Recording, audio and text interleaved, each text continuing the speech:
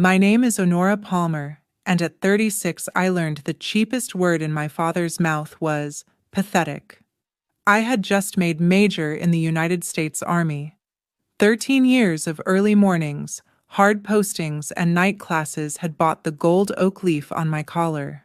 When I invited my family to the small ceremony, my father did not even pretend to consider it. My mother smoothed it over the way she always did. My brother never called at all. So I pinned the rank on with the help of people who shared none of my blood, and I told myself that was fine. 2 weeks later, a photograph put me on the front page of the regional paper. There I was at the Pentagon, flanked by two men a careless caption called my bodyguards. That picture gave my family a sudden reason to remember my phone number. My mother called inside of a day. "We need to talk," she said.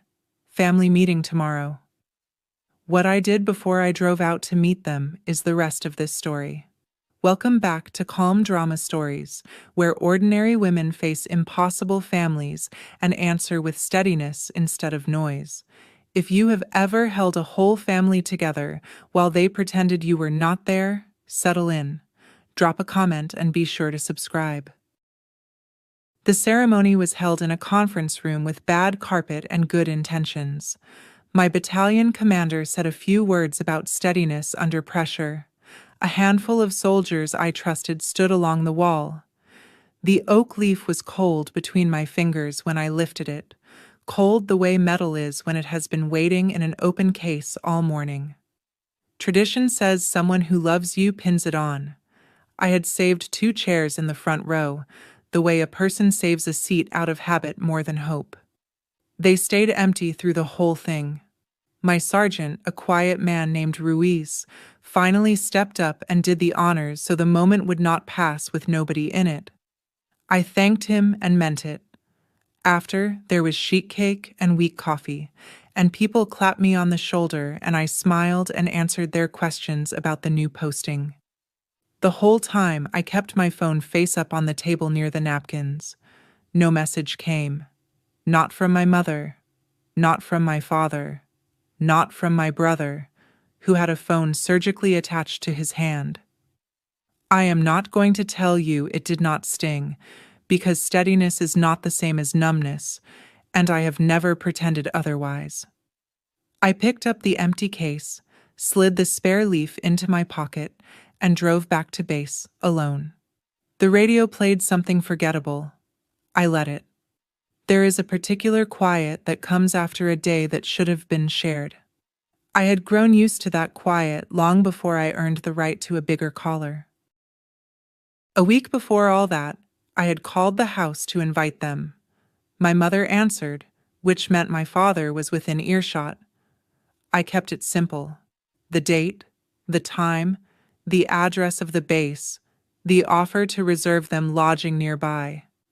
There was a pause, the kind that means someone is covering the receiver and talking low.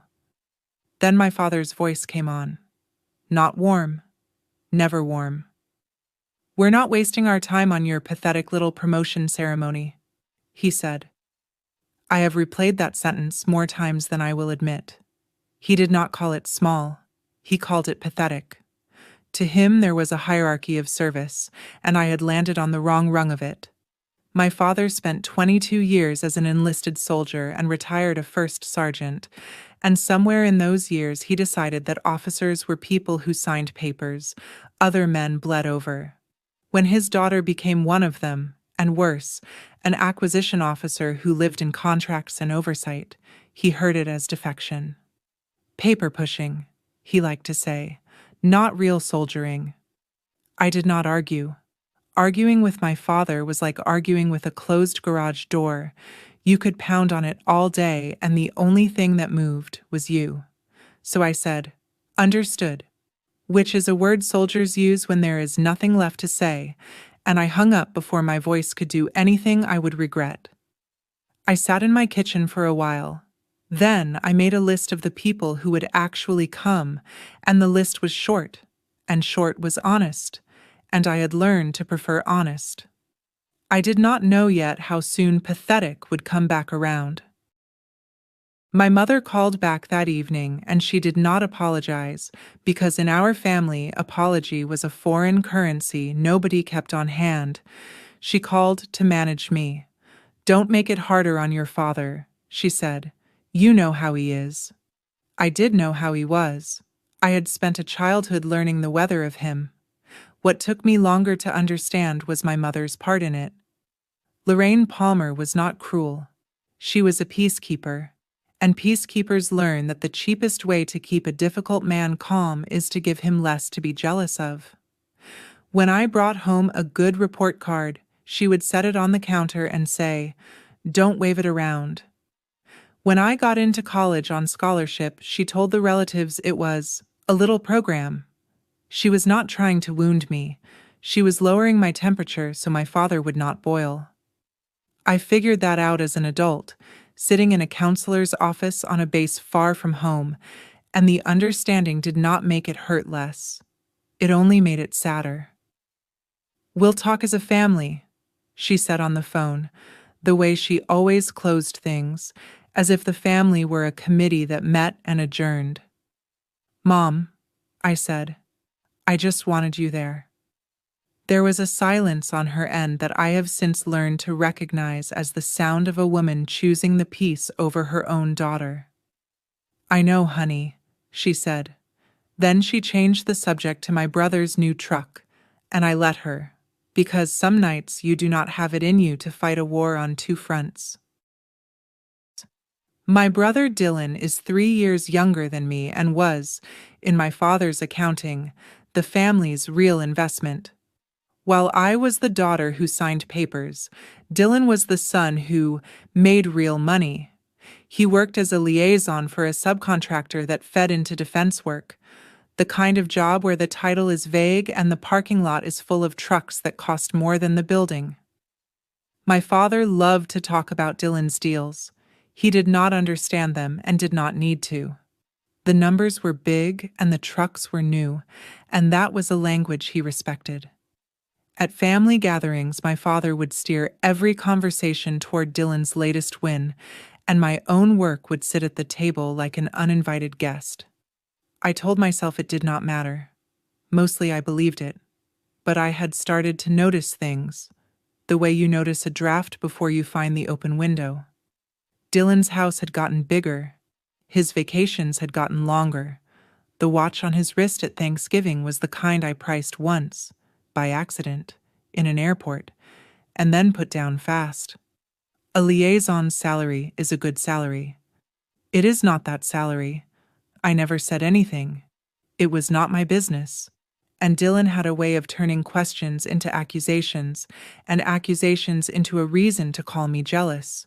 So I filed it away, the way I file most things, quietly and without comment. I did not know then that the open window I had half noticed would one day let in the entire weather. I only knew my brother was living a little louder than his paycheck should have allowed, and that nobody in my family was the type to ask why. People who hear this story always ask the same thing. Why did you keep showing up? Why drive 2 hours to a house where the front row chairs stay empty? The honest answer is not the flattering one. It was not that I was naive about my family. I knew exactly who they were. It was that I had cast myself, very young, as the one who held the line, the oldest, the steady one, the daughter who did not need things, so that the household could spend its small supply of patience on the ones who did. Somewhere along the way, I confused that role with love, and I confused my silence with peace. If I just kept the visits cordial, if I just absorbed the slights and changed the subject, then the family would not fracture on my watch. That was the story I told myself. It is a common story. A lot of you are living inside it right now. The trouble with being the steady one is that everybody comes to expect the steadiness, and nobody asks what it costs you. I had become so good at carrying that I forgot I was allowed to set things down. So I showed up. I brought the dish. I asked about Dylan's deals. I let my mother lower my temperature, and I drove home each time a little hollower, and called it keeping the peace. If you grew up being the steady one, the one who kept things calm so no one else had to, you already know how heavy quiet can get. Stay with me. This is the year I finally put it down. Comment steady if that is you, and subscribe so you do not miss how it turns. That autumn, my career took a turn I had not chased. I was reassigned to a small oversight cell whose work touched the integrity of defense procurement. In plain words, my job became helping make sure the government's contracting process stayed honest, that bids were real, that estimates were not cooked, that the people awarding contracts were not quietly steering them.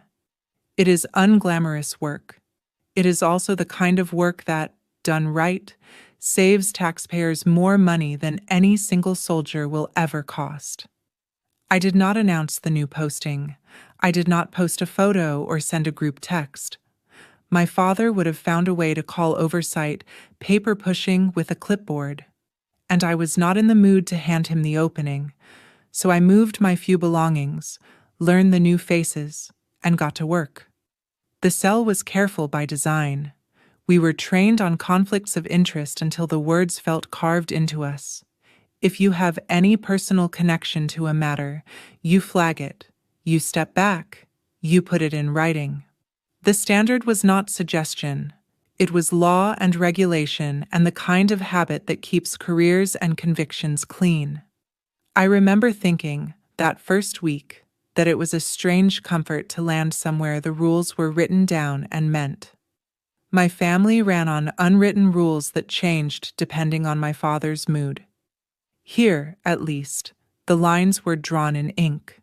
I did not yet know how soon one of those lines would run straight through my own kitchen table.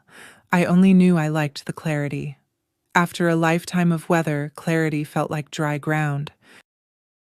Let me tell you the thing I was actually afraid of losing, because it was not what my family thought. They believed I was hungry for their approval, that if they withheld it long enough, I would do anything to earn it back. They were wrong, and that wrongness would cost them. What I was afraid of losing was the one thing I had built entirely on my own, not the rank. Rank can be pinned on and taken off. Men with worse hearts than mine have worn bigger leaves. What I was afraid of losing was my own word. The ability to stand in a room and have my yes mean yes. I had grown up watching adults bend the truth to keep a man happy, and I had decided, somewhere around the age of 12, that I would not live that way. That decision was the spine of me. It was the part my father called cold and my mother called difficult, and my counselor, more kindly, called integrity. I did not think of it as a virtue. I thought of it as load-bearing. Take it out and the whole structure of me would come down. So when I tell you what I did later, when the pressure came, I want you to understand it was never a hard call in the way people imagine. It only looked hard from the outside. From the inside, it was the simplest thing in the world. You do not saw off the beam you are standing on. My phone buzzed on the nightstand early, before the alarm. The screen lit up with my mother's name at 6 a.m, a time she reserved for emergencies and bad news. My family did not call at 6 to say good morning. Something had changed. It turned out the change was a photograph. The regional paper had run a feature on the local services, and there, in the middle of the spread, was a picture from a Pentagon event I had attended for work. I was in dress uniform, mid-stride, and on either side of me walked two men in dark suits who were part of the venue's security detail for the day. The caption, written by someone in a hurry, said I was photographed with two bodyguards. It was not true, but it did not need to be true to do its work. In a small town, a photograph like that travels faster than any correction. By breakfast, half the county had seen the daughter who pushed papers standing at the Pentagon looking, to their eyes, important, powerful even. The irony is that I was less powerful than I looked, and more constrained than anyone guessed. But my family did not see constraint. They saw leverage. They saw a daughter who suddenly mattered to the kind of people who decide things. My mother's 6 a.m. call was not to congratulate me. I knew that before I answered. People who skip your ceremony do not call at dawn to celebrate you. They call at dawn because something of theirs is on fire, and they have just remembered you own a hose. I let the phone ring twice while I sat up. Then I answered, and I made my voice flat and ready, and I said, "Mom, what's wrong?" "Nothing's wrong," my mother said, in the bright voice she used when something was very wrong. "We just think it's time the family got together. It's been too long." Too long was true. It had been months of careful distance since the ceremony I was not allowed to have. But the warmth in her voice was new, and new warmth from my mother always had a price tag I could not yet read. "It's 6 in the morning," I said. "What is this about?" "Does a mother need a reason to want her children together?" she said, and the deflection was so practiced I almost admired it. I did not let it go. I had spent the new job learning to ask the uncomfortable question early, before the room could close around it. "Mom," I said, "I love you. But you don't call me at dawn for a reunion. Tell me what's going on with Dylan." The silence that came back was the loudest thing she had said all morning. "We need to talk," she finally said, the brightness gone now, replaced by something tighter. "We need to talk. All of us. As a family. Come out Saturday. Your father wants you there." Your father wants you there. In 36 years, I am not sure he had ever once wanted me there. That alone told me how bad it was. I said I would come, and I meant it, though not for the reason she hoped.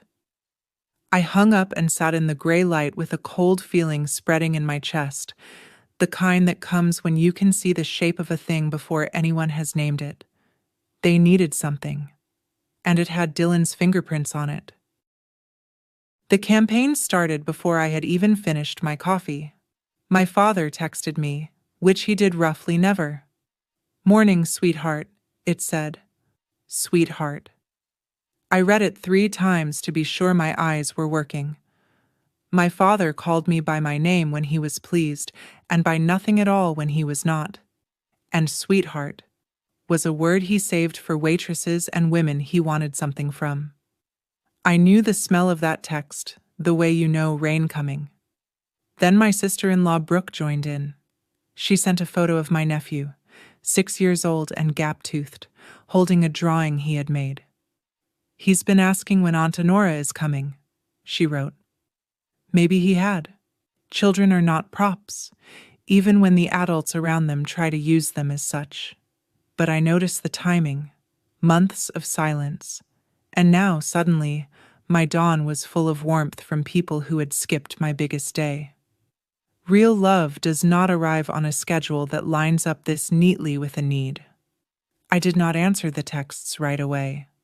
Not out of spite, out of caution.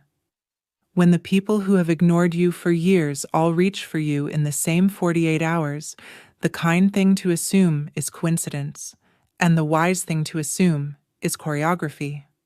I had spent enough of my life being kind in that exact spot to know better now. I put the phone down. I went to work. And all day, under the routine of it, a single question kept turning over in my mind like a stone in a shoe. What did they need that only the daughter at the Pentagon could give them? By the end of the week, I would have my answer. I did not have to like it. The answer found me at work before my family handed it over, and it found me in the worst possible way.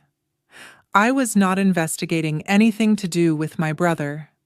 I want to be clear about that because it matters, but oversight work means names cross your desk, company names, contract numbers, the dull paperwork of who is buying what from whom. And one afternoon, a name went by that I recognized. It was the prime contractor that sat above the subcontractor where Dylan worked, and Dylan's small firm did almost all of its business with that one company, a dependency he had bragged about at more than one holiday dinner. The file was not mine to open. It carried markings that told me it belonged to an active matter, the kind worked by people with badges and very specific authority. I did the only correct thing. I did not open it. I did not read past what was already in front of me.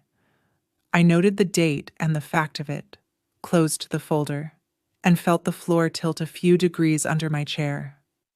Coincidence is a real thing, and I am not a woman who jumps at shadows. A prime contractor can have 100 subcontractors and 1,000 employees, and most of them go to work and come home and never break a law. But I thought about the bigger house, the longer vacations, the watch I had priced once and put down fast. I thought about my mother's dawn phone call and my father's sudden sweetheart, and the gap-toothed photo of my nephew deployed like a chess piece. And the cold feeling in my chest, the one that had been spreading since Tuesday, settled into something colder and more certain. I did not know the details. I would make sure I never learned them improperly. But I knew the country my family was about to ask me to walk into, and I knew it had no good roads out.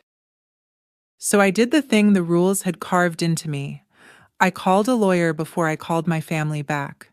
Not a civilian attorney, but a JAG officer named Captain Holloway, who handled exactly these kinds of knots. I kept it general, because I did not have specifics and did not want them improperly. Hypothetically, I said, if a service member in an oversight role learns a close relative might be connected to a matter in her lane, what is her obligation? Holloway did not hesitate. It is not hypothetical the second it is real, she said. The moment you have a personal connection to a matter, you recuse. You step back from anything touching it. You disclose it, in writing, up your chain. And if anyone, family included, asks you to use your position to influence it, that gets disclosed up your chain too. And depending on the office and how serious it is, it may need to be reported through the proper channels as well. When in doubt, you write it down and push it up. I asked the question I already knew the answer to. And if I don't? Then you've put your career, your clearance, and possibly your freedom on the same fire as theirs, she said. There is no version of helping that helps. I thanked her and sat with it. Here is what I want you to understand, because the rest of the story turns on it. I was not a woman who stumbled blind into a trap and got rescued by a clever twist at the end. Before I ever drove out to that family meeting, I knew exactly where the edges of the cliff were, and I had walked the line with my own feet and a flashlight. Whatever they were about to ask, I already knew it would be a thing I could not do. The only question left was how I would say no, and whether I would have the spine to say it to their faces. I intended to. That night, I took out the one piece of my family I have always kept close, and it did not come from the people who raised me. It came from my grandfather. He was my mother's father, a quiet man who fought in Korea and came home and farmed and never raised his voice in my hearing.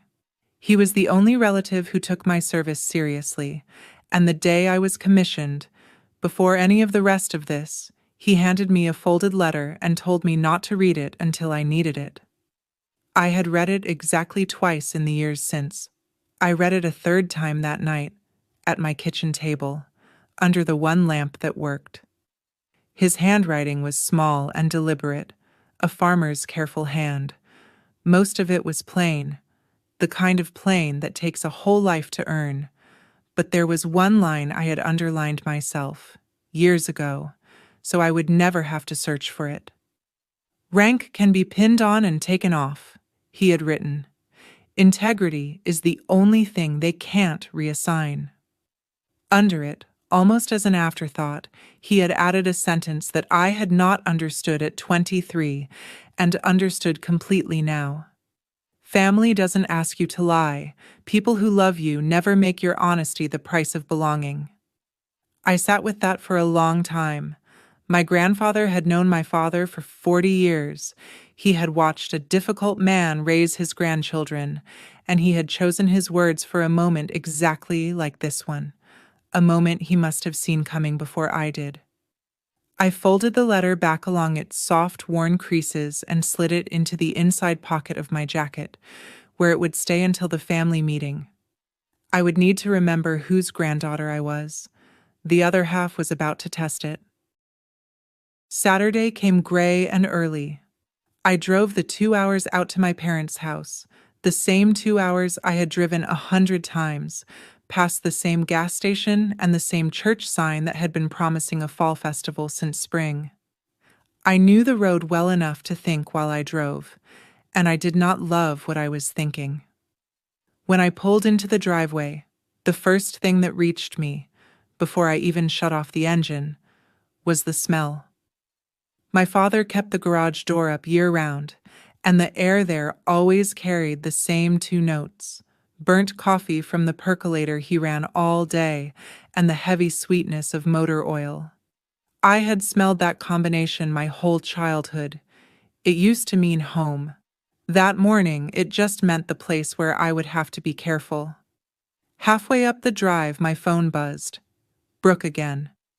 "The whole family is counting on you," the message read. No greeting, no nephew this time, just the weight of it, set on my shoulders before I had even rung the bell. I sat in the car a minute longer than I needed to. I touched the letter in my jacket pocket the way some people touch a cross, not for luck, but to remember a promise. Then I went in. The house was warmer than I had felt it in years, and not from the furnace. My mother had made my favorite, a casserole she had not bothered with since I was a teenager. My father stood up when I came in, actually stood, and the unfamiliarity of it told me more than any words could have. You do not roll out the good behavior for a daughter you respect. You roll it out for a daughter you are about to ask for a great deal. The performance was almost good enough to be sad. My father asked about my drive. He asked about the new posting, the one he had called paper pushing for years, and he nodded along as if he had always found it fascinating. My mother kept my plate full and my coffee hot and laughed at things that were not funny. Dylan was there, looking thinner than I remembered, with a smile that did not reach the rest of his face. Brooke sat close to him with my nephew on her lap, and the little boy, to his credit, was the only honest person in the room. He showed me his drawing and asked if my uniform had a sword. I told him no sword, just a lot of paperwork, and he lost interest immediately, which I respected. For a while we ate and talked around the thing. I let them. I have learned that if you stay quiet, people who want something will eventually run out of small talk and arrive at it themselves, and you will learn more from how they get there than from the asking. So I ate my mother's casserole and watched my family circle the point like water finding a drain. My father set down his fork. He reached over and put his hand on my shoulder, the same shoulder Sergeant Ruiz had touched when he pinned my rank, and the comparison landed in my chest like a stone. "We're family first, right?" my father said. "Whatever else, family first." I looked at the hand on my shoulder. I looked at my brother, who would not meet my eyes. I looked at my mother, who was suddenly very interested in the tablecloth. And I understood that the meeting had finally begun. It was Dylan who finally said it, though my father had clearly rehearsed him. "I'm in some trouble," my brother began, and then the story came out in pieces, the way a confession does when the person is more sorry about the consequences than the act. There was an investigation, federal. It touched the contracting work his company did, the bids and the cost estimates and the awards.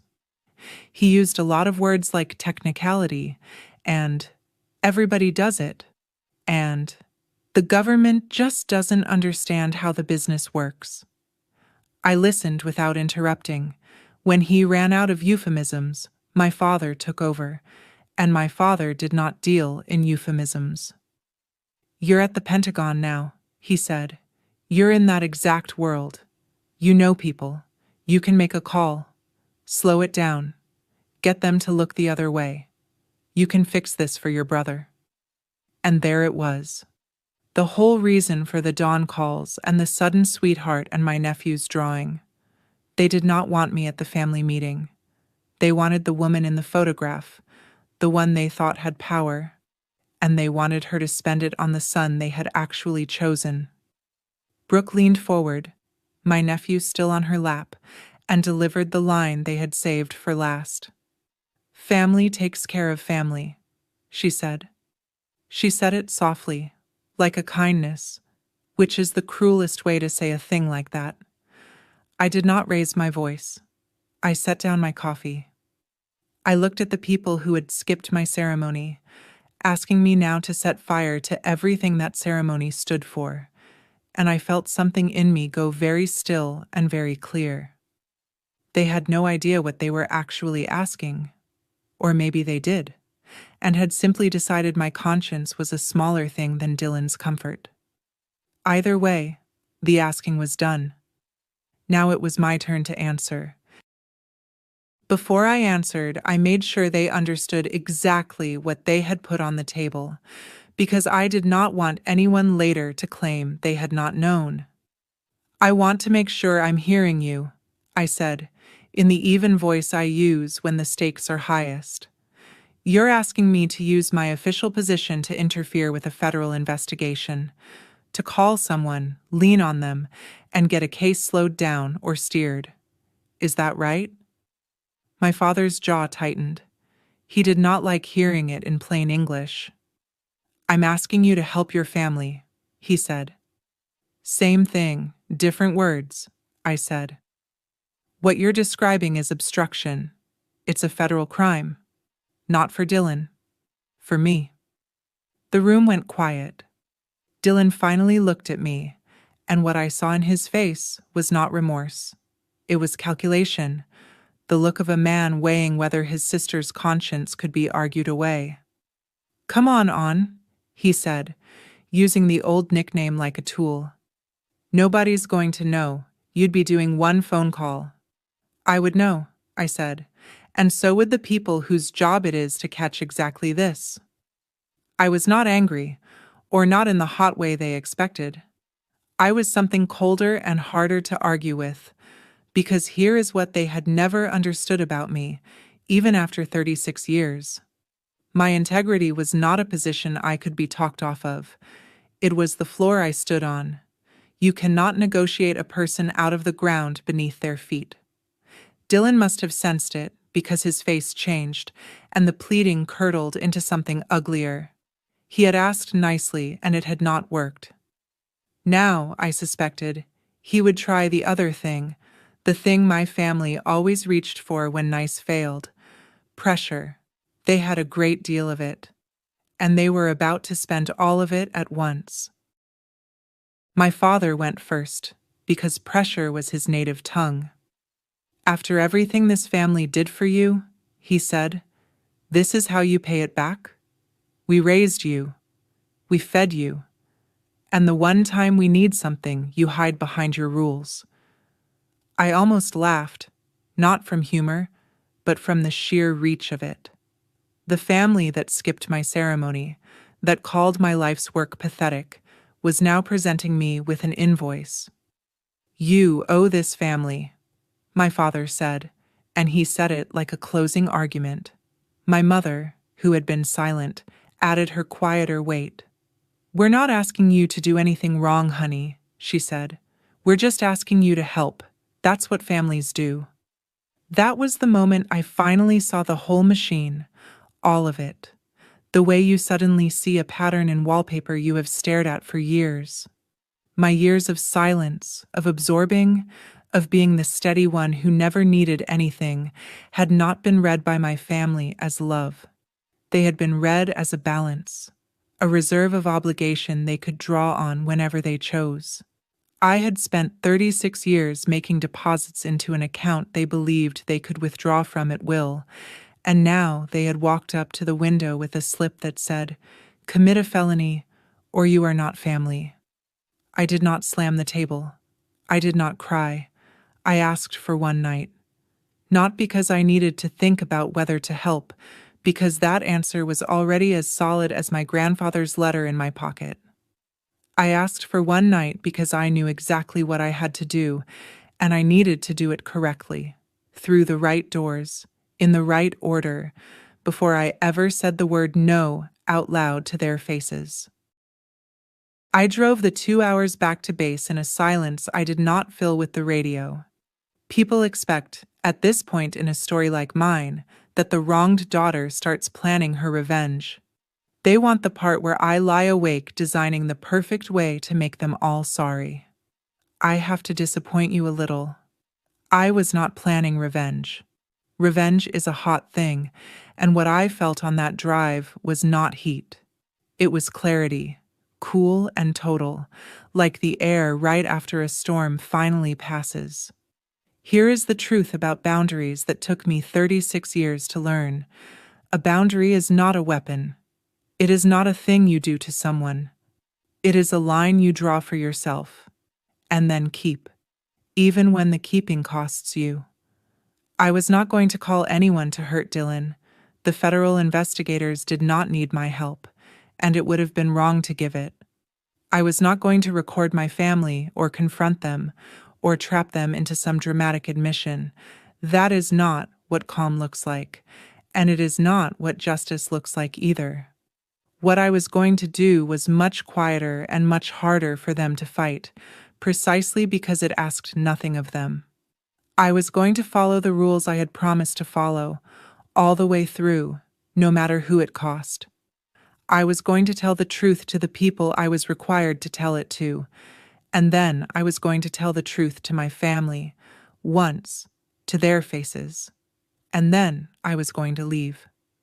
By the time I reached the base, the plan was not a plan anymore. It was just the next right thing, and the one after that. So I started. First thing Monday, I did exactly what Captain Holloway had told me to do, and what the regulations had carved into me from my first week in the cell. I disclosed. I sat down and I wrote it out, plainly and completely. I documented that a close relative might be connected to a matter that touched my lane. I formally recused myself from anything that came near it, so that no one could ever say I had so much as breathed on Dylan's case. And then I did the part that was harder to write and impossible to leave out.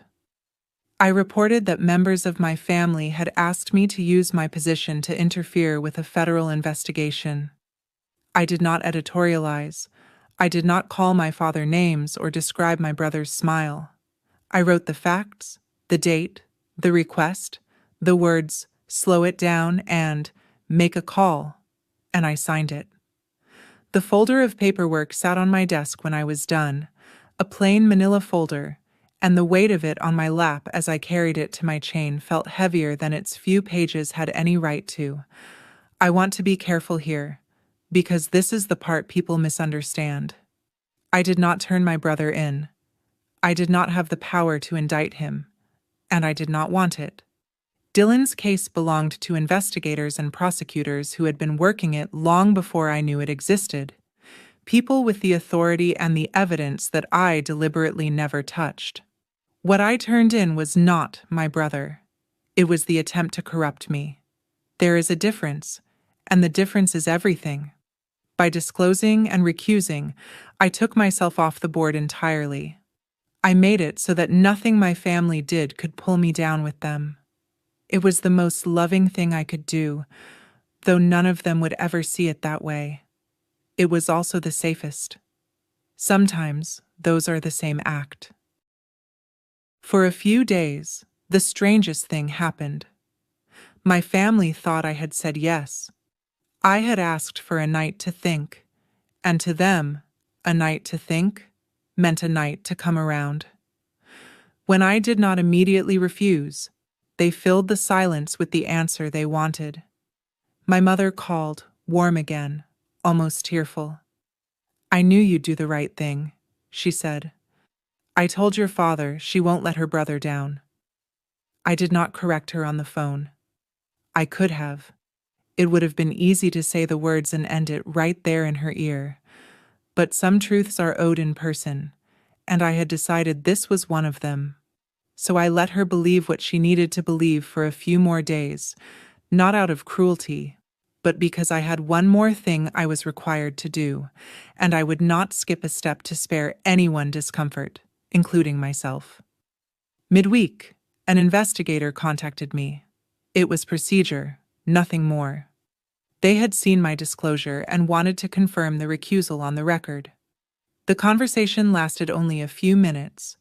I told them I had stepped back from anything connected to the matter, that I had no involvement and wanted none, and that I would not be commenting on the substance of a case I knew nothing about and intended to keep knowing nothing about. They thanked me. That was all. It was the most undramatic phone call of my life, and it was also the moment the last door quietly closed. My family thought I was their fixer.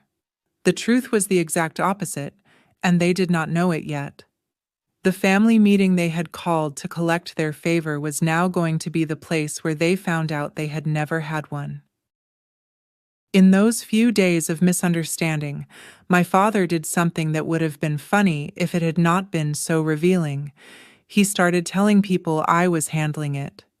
My mother let it slip on the phone, the way she let most things slip, half by accident and half because she wanted me to know my father was, for once, speaking well of me. Your dad told the Hendersons his daughter's at the Pentagon, taking care of Dylan's situation, she said, and I could hear the pride in it. Finally, the pride I had wanted my whole life, arriving now for a thing I would never do. There it was. My father had spent decades refusing to be proud of me for my actual work, and the first time he bragged about me to the neighbors, it was for a crime I had no intention of committing. I felt no temptation to set him straight by phone. The misunderstanding would correct itself soon enough, in person, in the only room where it would mean anything. Then my mother delivered the line, the one I had heard my whole life, the one that used to make me sit up straight and rearrange my schedule. "We need to talk," she said. "Family meeting tomorrow. Your father wants to thank you properly." Family meeting tomorrow. Once those words had carried the whole weight of the household, a summons I would have crossed a state to answer. Now they were just words, hollow as a knocked-on door with no one behind it, because I already knew what I was bringing to that meeting, and it was not the thing they were planning to thank me for. "I'll be there," I said. And for the first time in my life, I was not afraid of that table. You might be wondering why I bothered going at all. I had already done everything the law and my conscience required. I could have stayed on base, sent a short message, blocked their numbers, and let the distance do the rest. It would have been cleaner. It would have been safer for my own heart. I thought about it. But I had spent my whole life letting hard things go unsaid at that table, swallowing them to keep the peace, and I had finally understood what all that swallowing had bought me. Nothing. A reserve of obligation they thought they could spend. If I disappeared by text, I would be the steady one last time, absorbing, avoiding, keeping the calm. And I was done being that. A boundary you never say out loud is not a boundary. It is just a secret you keep from the people who keep stepping over it. I needed to draw the line in the exact place it had been crossed, at that wooden table, in that warm and dishonest room, in front of all of them. Not to punish them, not to win. To finish, in my own voice, a sentence my family had been interrupting for 36 years. I took my grandfather's letter out of the drawer and put it back in my jacket pocket. I did not need to read it again. I knew the line by heart now. Integrity is the only thing they can't reassign. I was not going to that meeting to fight. I was going to that meeting to keep a promise I had made to a quiet man in a folded letter, and to a quieter version of myself who had waited a very long time to be heard. I drove out that Saturday in civilian clothes. That was a decision, not an accident. I could have worn the uniform with the new oak leaf, could have walked into that house wearing the rank they suddenly found impressive. I did not. I was not going there to win an argument about whose service counted. I was not going there to be the major.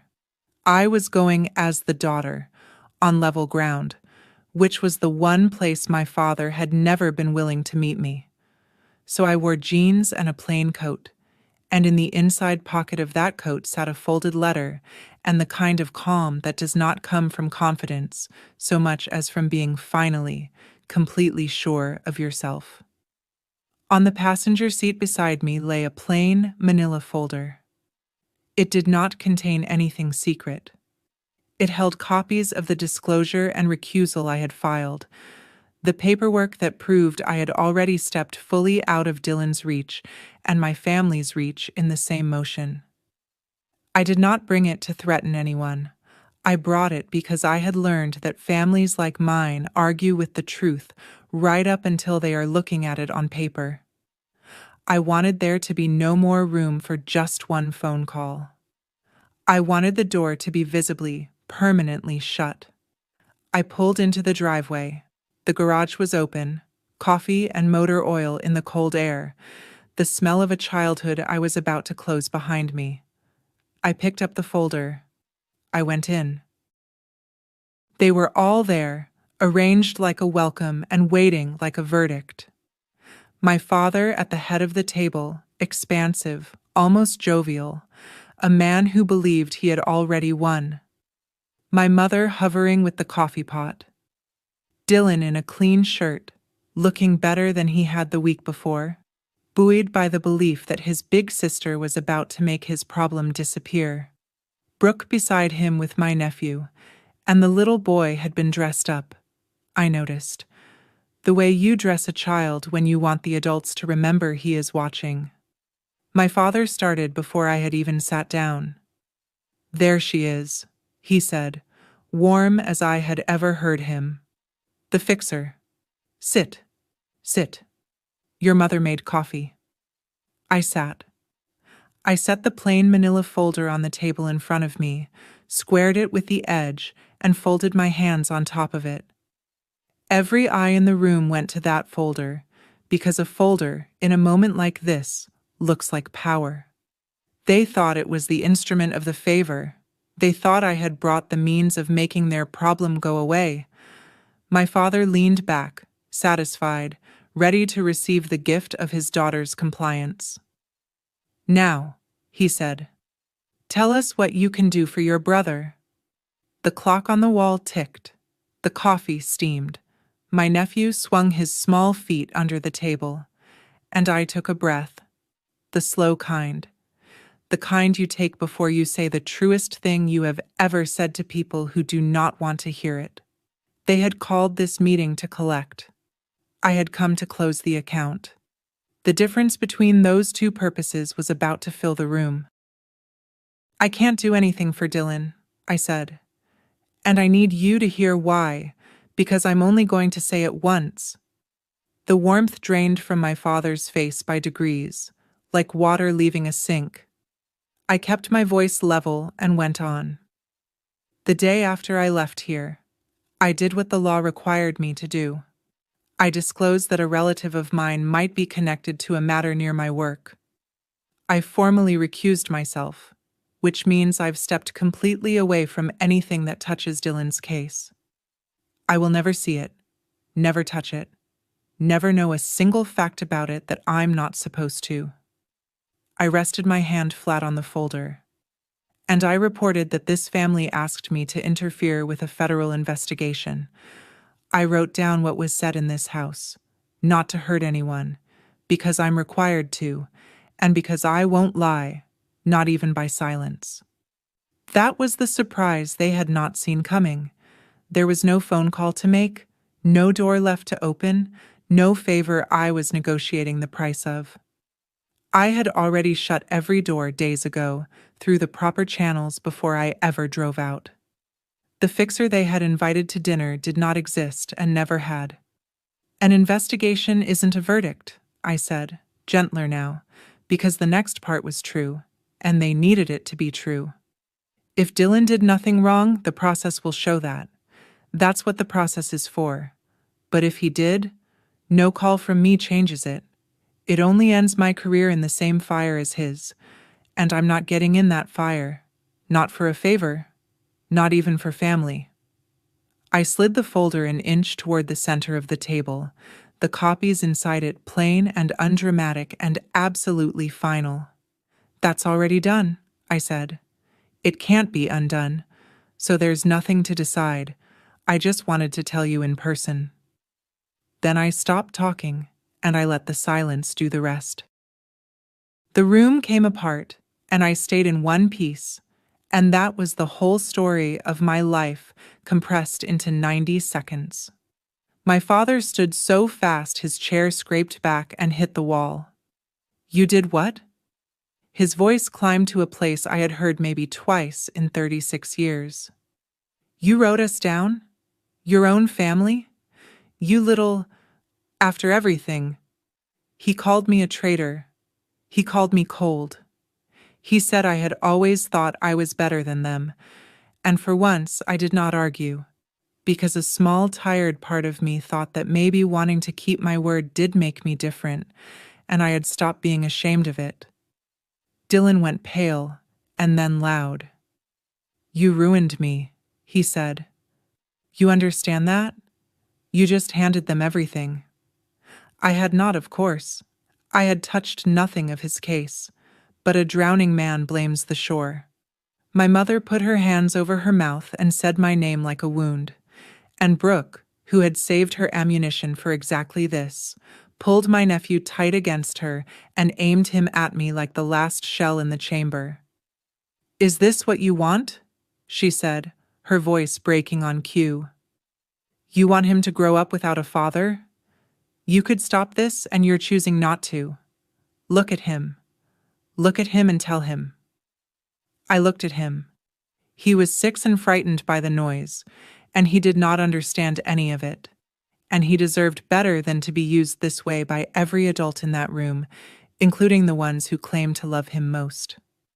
I looked at him, and then I looked at Brooke, and I kept my voice as steady as a hand on a rail. Family doesn't ask you to break the law to save them, I said. That's not love. That's a setup. And I won't teach him that it works. Then I stood, and I picked up my coat, and not one of them could stop me, because there was nothing left to take. My father made one last attempt to put me back in my old chair. Sit down, he said. We're not done. I stopped at the edge of the room, coat in hand, and I turned to face him, and I gave him the only thing I had left to give, which was the truth, returned to him in the same coin he had paid me. Do you remember, I said, what you told me when I asked you to come to my ceremony? You said you wouldn't waste your time on my pathetic little promotion. I let it sit there a moment. That word, pathetic, the one that had cost me so much sleep. I'm not going to waste my integrity covering this, so I think that makes us even. My father had no answer. For the first time in my life, the closed garage door of him had nothing on the other side of it but a man who had run out of room to push. My mother spoke then, quietly, from her chair, and her voice held the only thing in that house that came close to honest. I only ever tried to keep the peace, she said, and I believe she did. I believe she spent 40 years lowering my temperature so the man at the head of the table would not boil, and I believe she told herself that was love. So I gave her the truth too, gently, because she was the one person there I did not enjoy wounding. Mom, I said, a peace built on my silence was never peace. It was just my turn to lose, over and over. I touched the letter in my pocket, the folded promise from the one man in my family who had understood me. Then I walked out of that house, into the cold and the smell of coffee and motor oil, and I did not look back, and I did not break. The rest happened slowly, the way real things do, not in the tidy rush people expect from a story. Months passed before there was any public word. An indictment was eventually unsealed, and I learned about it the same way the neighbors did, from the news, because I had kept myself a complete stranger to the case and intended to stay one. An indictment, I will remind you, is only an accusation. It is not a verdict, and Dylan was entitled to the same presumption of innocence as anyone, whatever I privately suspected. In time, he reached an agreement rather than go to trial. What that meant for him, exactly, was for a court to settle, not for me to narrate with relish. I take no pleasure in my brother's troubles. He made his own choices long before I made mine, and the consequences were always going to be his to carry. As for me, the thing my family had been so sure would ruin me did the opposite. Because I had disclosed and recused the moment I had a reason to, by the book and on the record, my own standing was never in question. If anything, the careful handling of an impossible situation was noted, quietly, by the kind of people whose quiet notice matters in a career like mine. I kept my posting. I kept my clearance. I kept the one thing my grandfather told me they could never reassign. My family did not call for a long time. My father never did. My mother eventually reached out once, and I answered kindly and briefly and held the line I had finally learned to hold. The distance, it turned out, was not a wound. It was just room. Room I had needed for a very long time. I never did get the front row family I had saved those 2 chairs for. I made my peace with that. Real peace this time, the kind that does not require anyone else's silence to hold. A few weeks after the meeting, the soldiers from my cell took me to a plain dinner at a place with paper menus and good pie, and Sergeant Ruiz raised a glass and said something kind and slightly off-color, and I laughed until my eyes watered.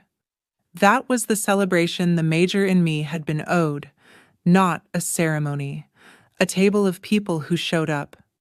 When I got home that night, I took the spare oak leaf out of the drawer where it had lived since the day I pinned the first one on alone. It was not cold anymore. It had been in a warm house, in a warm pocket, carried by a woman who had finally stopped waiting for the wrong people to make her feel proud. I set it on the shelf beside my grandfather's letter. The 2 of them belonged together. They were the only inheritance I had ever actually wanted. The highest rank I ever earned was never pinned to my collar. It was the quiet morning I stopped letting people who refused to show up decide what I was worth.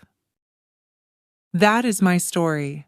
A father who skipped the ceremony, a brother who wanted a favor I could never give, and a boundary I should have set years sooner than I did.